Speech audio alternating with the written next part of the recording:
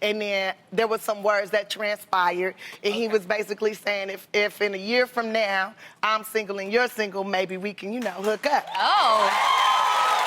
And then I found out he had a bunch of kids. I didn't know he had all them kids, because I'm only checking in the brown world. I wasn't really looking in the white world. And I had looked in the white world, was like, oh, you got kids like a black man. And then I was like, okay.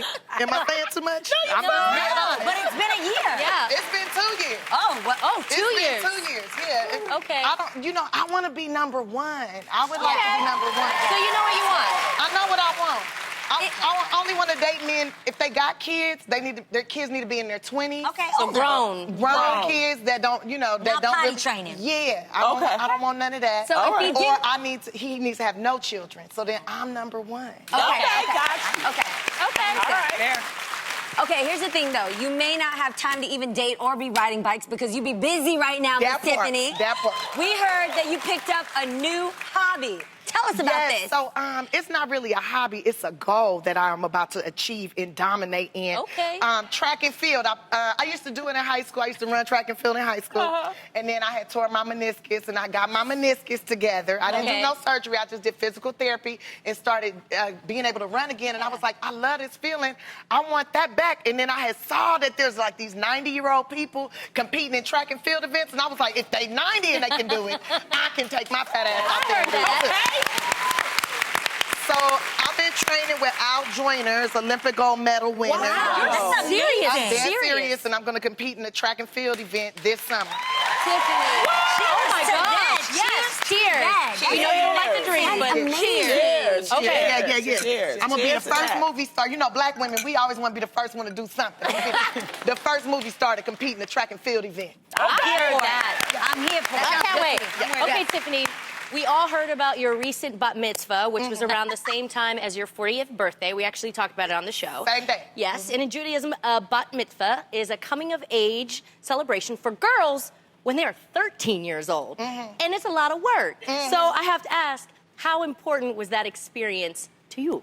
It was extremely important to me because, so in the black community in America, we don't really have a thing that says you're a woman now or you're a man now. We don't have a ceremony that ushers you into adulthood, right? Okay. And as I start, I talk to foster youth all the time, and I ask them, they say, well, I'm a grown woman. Well, what makes you a grown woman? Well, I got 2 kids. That doesn't necessarily make you grown.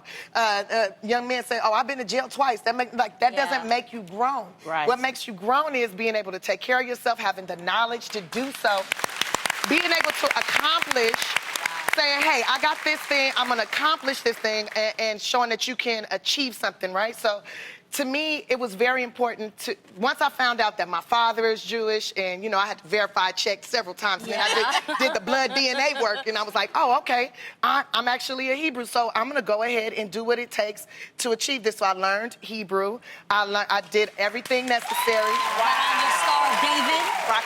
That Barbara Streisand bought me, okay? Oh, I love it. It's not. What?